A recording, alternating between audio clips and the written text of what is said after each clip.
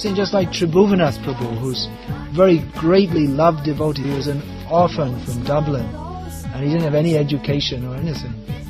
And he came over to London, and as soon as he saw the devotees, he wanted to join. I mean, he's completely a devotee, definitely from last life. And they didn't let him in the beginning, so he just slept out on outside the temple, on the street, and so then they let him in. And within about 2 weeks or something, he was actually managing the temple.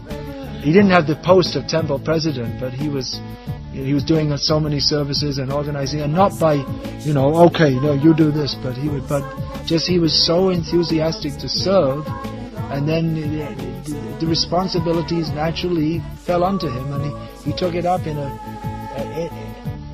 a manner, in such a pleasing manner, that everyone was very happy to cooperate with him, and no one could say no to him because he was so charming. Tribhuvanatha, or Kevin, was the first devotee that I ever saw in the flesh, as it were. There were 2 of them at the time. I'd come down from Yorkshire with a group of friends to hit London. And one night we were coming down Shaftesbury Avenue. It was in the late 60s, some time ago. 68, 69. We just wanted to have fun, as you do. And I just heard the bells from a distance coming. And what I saw,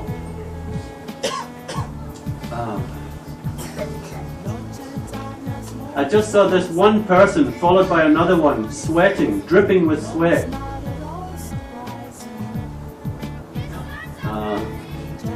I'd never seen anyone so passionately involved in whatever it was he was doing. Passing on whatever it was he was passing on. I hadn't a clue what they were doing. And I stopped when all my friends just wanted to get on with wherever they were going, trying to drag me along the road. And these 2 people, and Tribhuvanatha was the first one, as usual, with the cymbal, sweat dripping from his face, 100% passionate energy. And I stood there while all my friends went that way, and Tribhuvanatha and the other one went that way, and I wanted to go that way. And it was just that passion that kept me around the number of years that I stayed around after that. It took me a couple of years before I actually committed myself. I remember hitchhiking down from Yorkshire again when everything had fallen apart at the seams. My life had gone haywire and the wheels had fallen off. Then I remembered that vision of that person and the fun he was having and the energy he was putting into it. So I hitchhiked down. I didn't know where the temple was, but I just kept asking all these cab drivers, and eventually knocked on the door of the temple. And someone opened the door of the temple, and I said, "I'm home, I've come home," and it was Tribhuvanatha. He said, "Really? Well, we're just going out to chant now. Do you want to come and join us?" So I could probably sit here for a couple of hours, but there's lots of other people here. Thank you for allowing me to read, and thank you for lending me an ear, everyone. I used to joke with Tribhuvanatha that if I was leaving my body, he had to come and chant for me, because if it was anyone else, I'd only be remembering the bad things they'd done. I'd never be able to find anything bad with Tribhuvanatha. When he saw that Srila Prabhupada was very pleased about his books being translated into Arabic, immediately he saw that Prabhupada was pleased. He wanted to do it because he was very determined to please his spiritual master. So off he went to Beirut, Lebanon, to get Bhagavad Gitas printed and to distribute them in the Arabic language. Now this is a very dangerous thing. It's a very uncommon thing to do this, and extremely dangerous. But did that stop Tribhuvanatha? No way. And I'll tell you what he did. Of course, he found the cheapest publisher to print these Bhagavad Gitas. And of course it was right on a very, very dangerous war zone bit where this printer was. So he was going there one day to pick up his Bhagavad Gitas, and he was in a taxi, and suddenly there was a huge explosion, and the car right in front of them blew up and went in flames. Some bomb had hit it. And he's in the car behind. The taxi driver got out of the car and ran for it. Tribhuvanatha got out of the car, went into the driver's seat and started driving towards the publisher. No amount of bombs was going to stop Tribhuvanatha getting his Bhagavad Gita, because he was very determined. He was going to do what he had to do to please Srila Prabhupada. To me personally, Tribhuvanatha was my kindest brother. At Glastonbury, before I learned to pack to the mud, he lent me his boots. Of course they were too big and I couldn't walk in them, but at least that was the kind of person he was. I've seen him give up his own sleeping bag to some devotee he didn't even know, and he'd give up his sleeping bag and spend the night cold. How many people do that? That was Tribhuvanatha. And he's famous for his austerity. How many people could drive a bus for 16 hours and then get out and leave a kirtan? That was Tribhuvanatha. Hare Krishna. So, a few memories of Tribhuvanatha Prabhu. Such an amazing devotee, preacher in the Krishna-Conscious movement, disciple of Srila Prabhupada. He just had such an infectious enthusiasm and determination that just everyone loved him. He was like the six Goswamis in the Sat Goswami Astakam describes how the six Goswamis were, friendly among the ruffians, even liked the six Goswamis. It was the same with Tribhuvanatha when he used to do these festivals, Glastonbury Festival. Just some of the most degraded characters, just seeing Tribhuvanatha, would just become so inspired by his Kirtans, by his talks. He used to inspire so many people, devotees that maybe other people had given up on, they maybe weren't following so well. Tribhuvanatha Prabhu would manage to engage them, inspire them, bring them in, and encourage them. And he had so much love for Prabhupada. It was just, you don't really, I've never seen anything like it. It's just amazing. Such a spontaneous mood.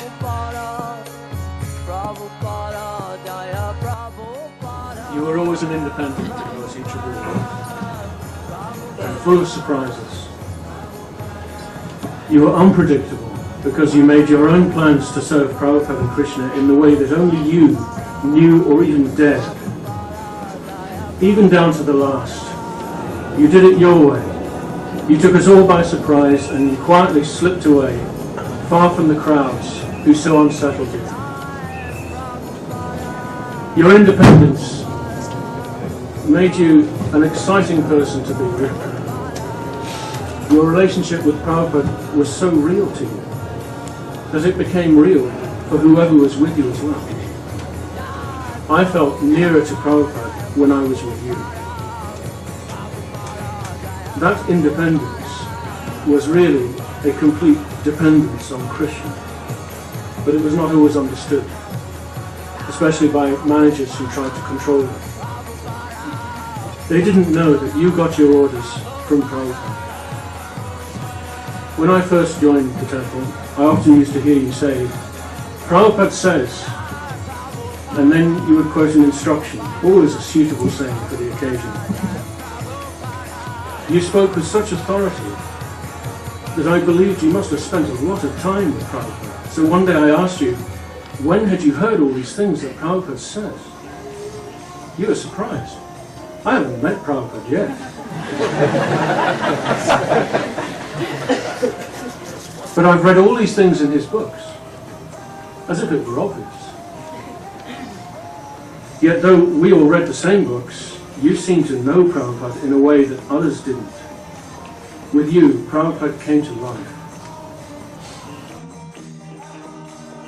Our god brother Tribhuvanatha Prabhu he worked hard day and night and preached and made so many festivals and made so many devotees. And although he wasn't what you would call a scholarly devotee, but he read Srila Prabhupada's books. I don't think he had much of an education. But he had a very clear understanding of all the principles in Prabhupada's books. And he was fearless in every respect. He wasn't afraid to go into universities with all professors and just preach Krishna-Conscious very straightforwardly and say all evolutionary theory is all bogus. And without any scientific background, or just with the teachings of Bhagavad Gita as he had heard them from Prabhupada, he'd just defeat everyone. And they'd be happy because he was so happy in Krishna's service. So definitely he got the full mercy of Srila Prabhupada. He was fully engaged, high intensity in the preaching mission. So in this way it's clear that he got the full mercy of Srila Prabhupada. But for almost all of us, we have to follow all the principles very well. That will help us. But one thing I always remember, Tribhuvanatha Prabhu was very kind to me. He used to take all my money away. All my cars, all my computers.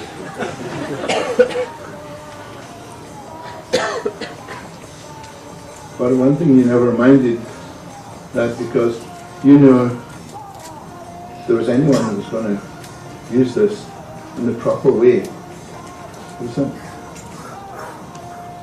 Because he actually depended on Srila Prabhupada, the spiritual master, and the Supreme Lord Krishna. He wanted to see them glorified. And that was where his peace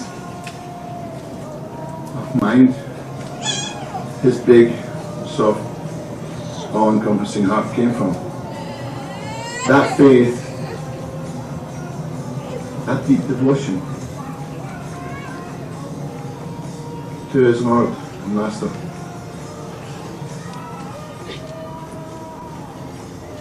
Krishna says in Bhagavad Gita, Tesam Satipaditanam Vajakam Pridipurvakam Dadami Vidhi Yogam Tam Jinamama Prayantiti. To those who are constantly devoted. I always like this word constantly. Constant. A constant is that which is immovable. And with Tribhuvanatha, that devotion, that constant, was immovable. That was Tribhuvanatha. With the devotee, there is no difference between the devotee and his service. The true devotee, that service is him and he is the service, because the servant cannot do anything but serve. And we are the servants of the Lord. So Tribhuvanatha had that mood.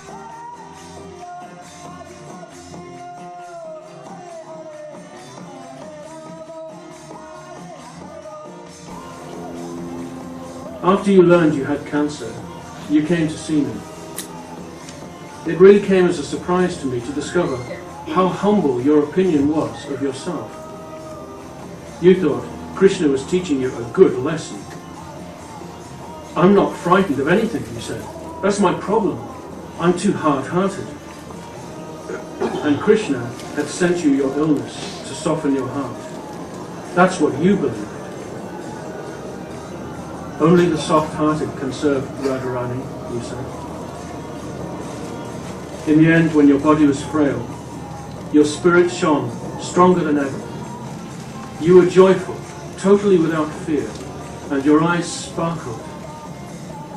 What can you tell me, I beg to know, the day before you left for Brazil for the last time? You are between life and death. What do you see? Prabhupada is warning us. Don't take the illusion too seriously. You reprimanded me, ever so lovingly, your voice grave as the first time you instructed me. Thank you, Tribhuvanatha, for your lifelong friendship. When Srila Prabhupada left this planet, he told us that how we could show our love for him was by cooperating. This was his legacy. Now I think that Tribhuvanatha has left us a legacy. And I think that if we want to show how much we love Tribhuvanatha, we have to ensure that his festival program continues, not just here in the United Kingdom, but also in Africa.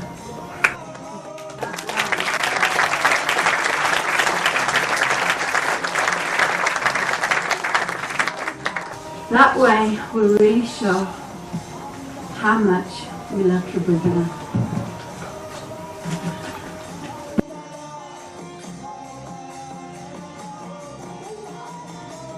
So please distribute the books, hold festivals, have high now. Of course, Tribhuvanatha Prabhu, great saint, really is unique. Derek was saying to me, I thought he's missing Tribhuvanatha, but Tribhuvanatha Prabhu's response, well, that's what he said to Giridhari. He said, well, just go on doing the programs. And he wondered how he can do it without it, but on Tribhuvanatha's order, he's going on and continuing the festival program. So many people, they love us from the dozens of festivals that Tribhuvanatha did all over the country. So, alright, it's easy for me to sit and talk here, but you're all the active workers in the field.